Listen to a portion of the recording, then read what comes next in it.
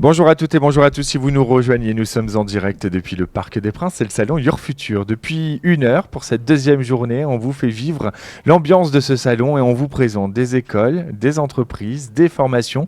Tout pour que peut-être vous trouviez votre vocation en nous regardant ou en tout cas en venant visiter ces entreprises. C'est ça la mission du salon Your Future. Et on va s'intéresser à une école, l'école W, qui se positionne comme un tremplin unique pour les futurs professionnels du journalisme, de la communication, mais aussi de la fiction. Et pour parler de tous ces métiers créatifs, j'ai le plaisir d'être avec Stéphanie Lebrun. Bonjour. Bonjour. Merci d'être avec nous, directrice du CFJ et directrice déléguée de l'école W. Alors, pour commencer, si je devais vous demander de nous raconter l'histoire de l'école W, nous expliquer son lien avec le CFJ.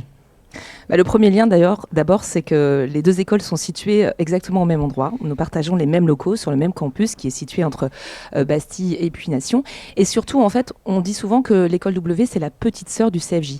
Elle a été créée dans le même esprit. Le CFJ, c'est une école niveau Bac+5. On délivre un diplôme niveau Très master réputée. de journalisme. C'est une grande école de journalisme très réputée et qui est reconnue pour sa pédagogie très particulière, très professionnalisante. C'est-à-dire qu'on apprend en faisant.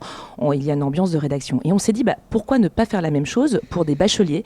Pourquoi ne pas proposer en fait cette pédagogie par projet, cette pédagogie où on se confronte au réel, cette pédagogie en fait où on permet en fait de faire éclore des talents, tout simplement parce qu'on donne l'occasion de faire.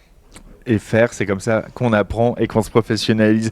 Quelles sont les formations proposées justement par votre école? Vous le disiez, du bac à Bac+5. Et quels métiers finalement sont préparés par ces cursus? Alors il y a d'abord un bachelor, donc en 3 ans, qui propose une formation assez généraliste sur les métiers du storytelling, on va dire de la communication, des médias, mais aussi la direction artistique. C'est en fait comment raconter une histoire, tout en donnant évidemment une culture générale, une connaissance des métiers, une connaissance de l'écosystème, une connaissance du monde, parce qu'on cherche des étudiants qui s'intéressent au monde, qui sont curieux, qui ont envie de raconter des histoires, quelle que soit la forme, que ce soit pour promouvoir une idée, une marque, une cause, que ce soit pour raconter une information, que ce soit pour faire passer un message. Ça peut aussi être à travers la fiction. C'est aussi quelque chose qu'on a développé ces dernières années parce qu'on a remarqué que les étudiants avaient envie d'explorer aussi ces écritures. Quand on explore ces écritures, ça permet aussi de faire des projets concrets. Et justement, c'est de la pédagogie par projet que vous développez et qui va, elle, permettre de développer des compétences de ces étudiants vers ces métiers les plus créatifs. Exactement, c'est vraiment le point fort de l'école.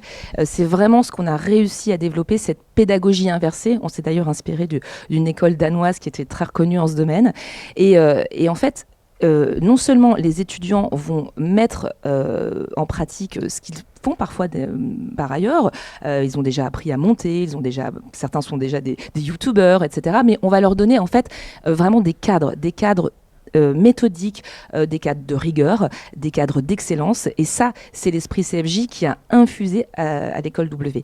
Et ce que ça donne, c'est qu'en fait, ils vont être confrontés au réel. Ils vont être aussi encadrés par des professionnels du secteur en activité qui vont non seulement les confronter aux attendus, aux enjeux du marché, du secteur, mais aussi leur raconter leurs expériences, leur parcours qui est parfois fait de réussite, mais aussi d'échecs, et comment on apprend parfois aussi en échouant. Et on apprend parfois plus vite, en Exactement. échouant aussi. Vous le disiez, des intervenants professionnels, ça, c'est un véritable atout pour enrichir leur apprentissage. Exactement, ils viennent de tous les secteurs, que ce soit de la communication, de l'événementiel, de la direction artistique. Certains ont monté des entreprises, des agences, des sociétés de production. Ils produisent des reportages, du magazine, du documentaire, des podcasts. Donc en fait, on va vraiment partir avec eux sur des projets concrets, des réalisations. Et aussi, on va beaucoup travailler sur le travail collectif. Chaque étudiant a un rôle. On est vraiment sur un projet que l'on mène du début à la fin, dans un esprit collectif, dans un esprit de polyvalence, d'initiative et de créativité.